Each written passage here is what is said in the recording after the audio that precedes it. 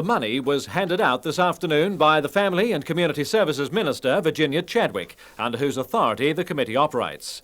It's the first port of call for people seeking financial help in restoring their lives after the quake. The initial aim is to provide safe and habitable housing and essentials like refrigerators and other basic items. Demolition costs can also be covered by the Disaster Relief Committee. Today, the first grants were to replace the houses of pensioners from the Avon Street Mayfield area, which will have to be demolished. That of Flo Holcomb came down today. Across the road at number 7, Nancy and Brian Watt's cottage will be razed tomorrow. Meanwhile, the chairman of the Lord Mayor's Appeal Advisory Committee has responded to community disquiet about the distribution of the more than $5 million now contributed from Australia-wide.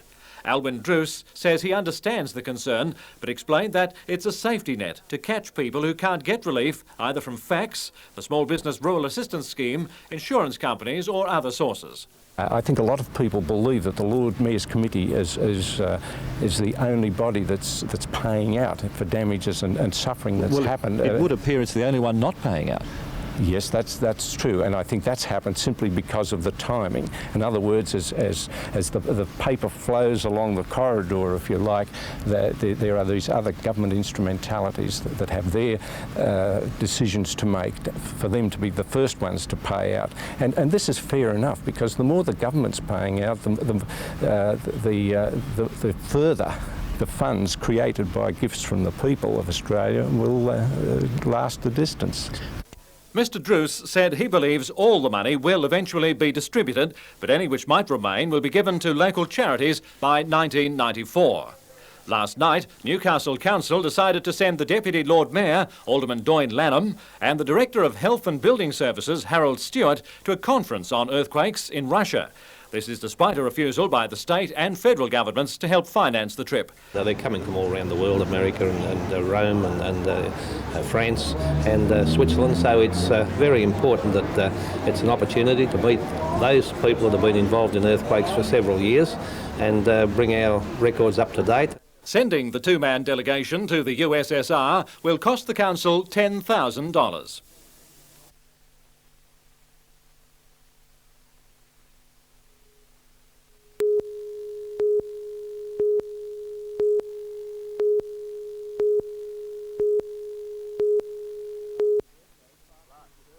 Last Thursday, classrooms at Raymond Terrace High were evacuated when teachers feared PCB capacitors were leaking. PCBs, or polychlorinated biphenyl compounds, used in some fluorescent lights and ceiling fans, were taken out of manufacture in 1975. Studies found leaks or vapours from the compounds could be cancer-causing. The leaks at Raymond Terrace proved to be false alarms. However, teachers fearing future problems made schoolrooms out of bounds. Classes are now being held in the schoolyard and on school verandas. Last year, the Education Department began a 5-year program to replace PCBs in Hunter schools. Raymond Terrace was marked down for work next July or August.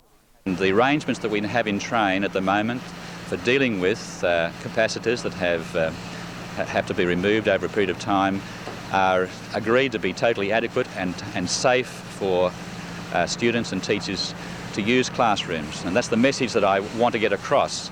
In a letter to Raymond Terrace High parents, Alan Beard from the Education Department told parents there is no need for alarm, stating PCBs are not very toxic substances.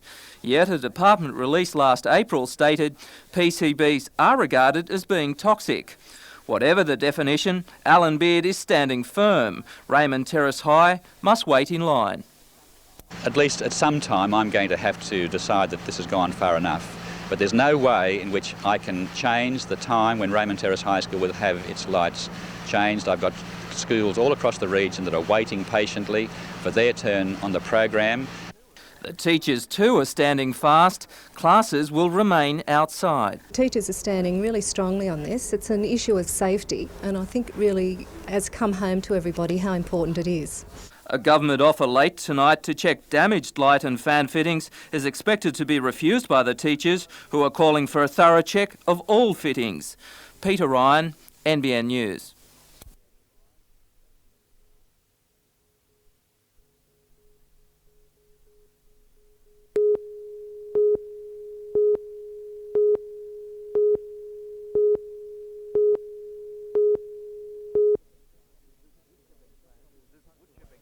This wood chipping plant is tucked away just off the Pacific Highway near the Tea Gardens turnoff.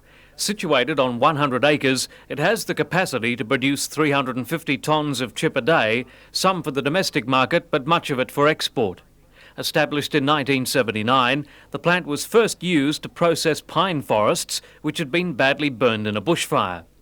In 1985, Alan Taylor, a subsidiary of Boral Timbers, bought the plant and began shipping logs delivered from the Forestry Commission. And this licence was actually only approved to take sawmill waste and residues from the forest, which was head, butts and limbs from the forest.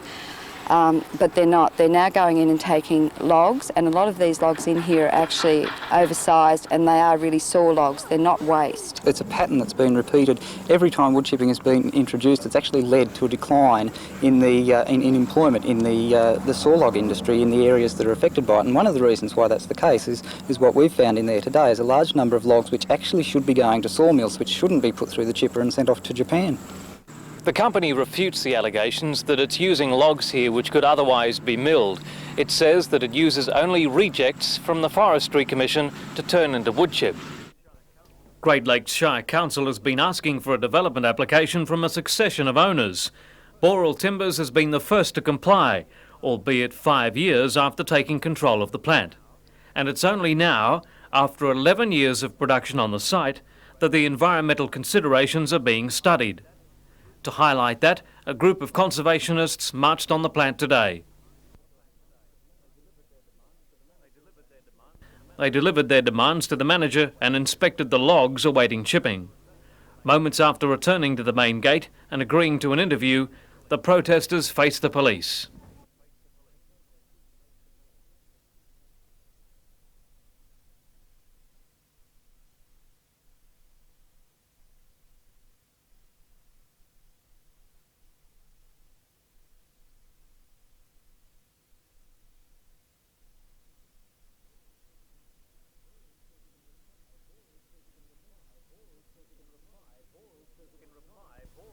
In reply, Boral says it was not asked to submit a DA until September 88, and the preparation of the environmental impact statement has taken some time. The formal application and EIS were submitted in January and are on public display until tomorrow. John Church, NBN News.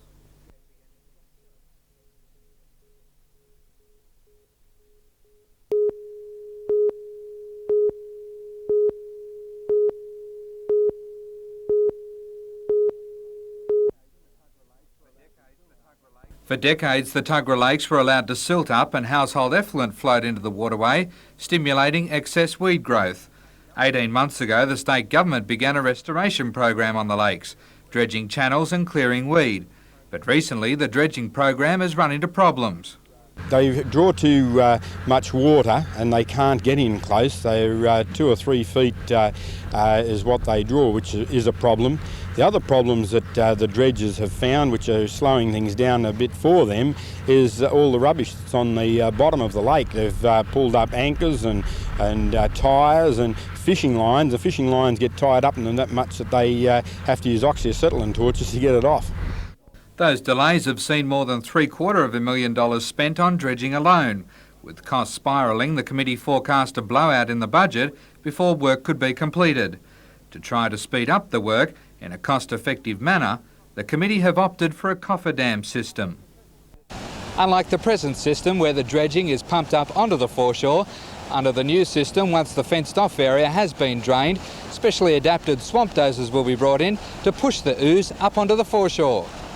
However, dredging won't be carried out on the lake bottom across the centre of the lake. There, the dredgers will only harvest the top layers, leaving enough growth for fish to feed on and breed. But the new clean-up system will come at a price. Since last month's flood rains opened the entrance channel to the ocean, work on a permanent channel opening has been put on the back burner, with funds redirected to the dredging program. Darren Curtis for NBN News.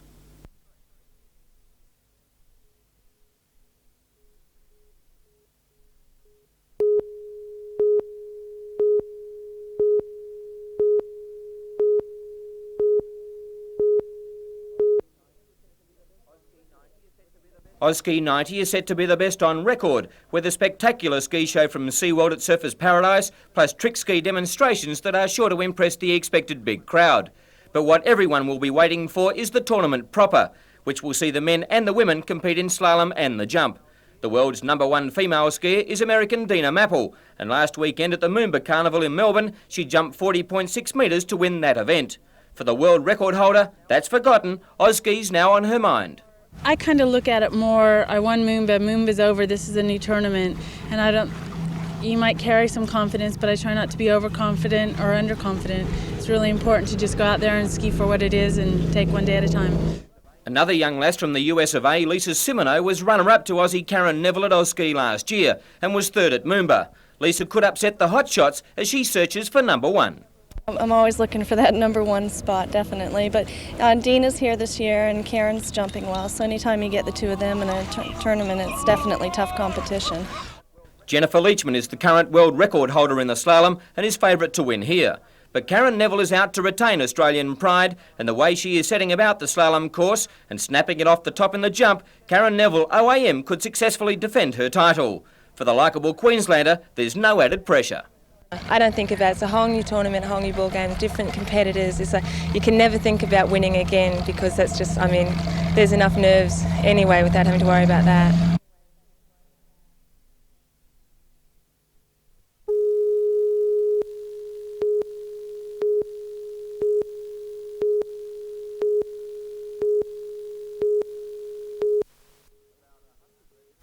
About 100 residents met in Wallsend Park to protest against the road.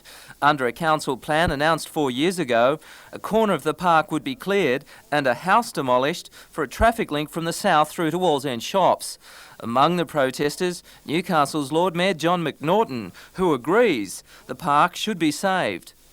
A roadway through here is not in the best interests of public recreation, and I've got a very considerable sympathy with the meeting. Despite this powerful ally, protesters remain wary. A letter from the Town Clerk's office dated January 31 states work is expected to begin next year. For 6 years I've had verbal reassurances that the road would never go ahead. Then I have in writing that it is anticipated it will go ahead in 1991. Until I get in writing that it is not going ahead, I guess I can't relax. Uniting their fight, the protesters signed a petition calling on council to stop the plan.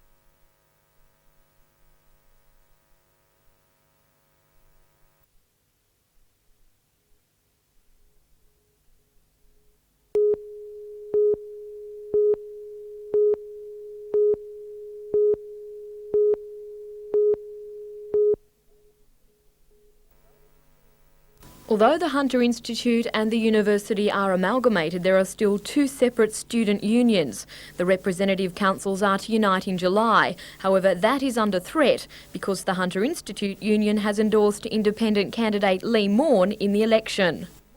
We have spoken with Lee Morn, and Lee Morn is in the position where he feels he can support a range of student issues that we feel that are important, and that in return for that support at a local level, we can support Lee Morn in his candidature for federal parliament.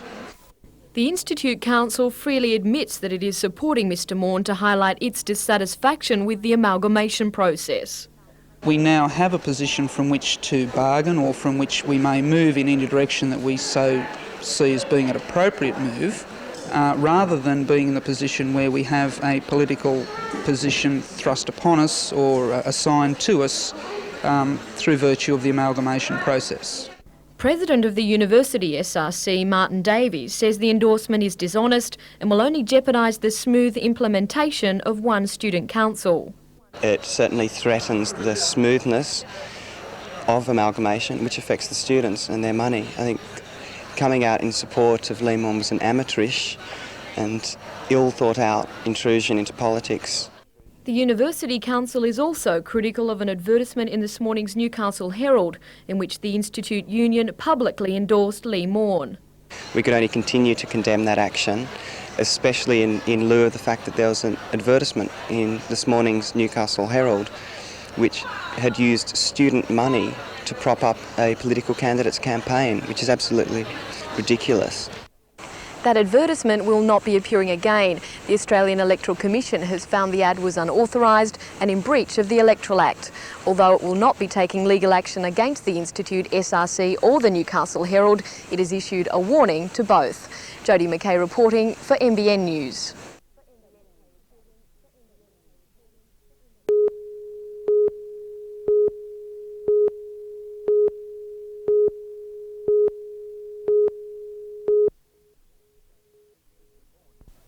Mr Morn claims senior police officers have confirmed that professional and political troublemakers have been brought into Newcastle for this federal campaign. He claims 2 policemen advised his office to electronically sweep for bugs and phone tapping. I was told 3 or 4 weeks ago by one of the campaign organisers who'd been told by the police, you are now on record. They are recording what you say at home and at work. The phones are bugged. Now I thought, hell, this is 007. But as I said earlier on, I've been called naive in politics, and maybe I'm learning quickly. It very well might be happening right now. Chief Superintendent Russ Cook moved quickly this afternoon to distance his officers from the allegations. Well, I don't deny that it has been made, but my inquiries from the police that have been making inquiries show or suggest that they haven't made that comment. Let's talk about further claims by the Morn press release today, advising them that their office could be electronically tapped and that they should have it checked. Well, I've spoken again to the police that were involved in this inquiry. They say that they haven't made that comment.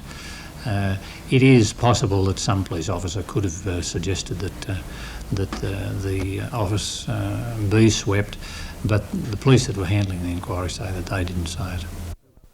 There were also allegations today that Mr Morn's campaign workers and supporters had been subjected to threats, both physically and over the phone. Ian MacDonald, spokesman for the Hunter Student Representative Council, claims that as late as last night, a man had abused him over the phone, calling him a person of minuscule intellect and threatening that he will never work in Newcastle again. Jim Smith, a disenchanted Labor man now supporting the Morn campaign, says he received a call last week. A muffled voice on the other end asked me if I was working for that so-and-so Morn. I said yes. And he said, well, you ride a bike, be careful on your bicycle.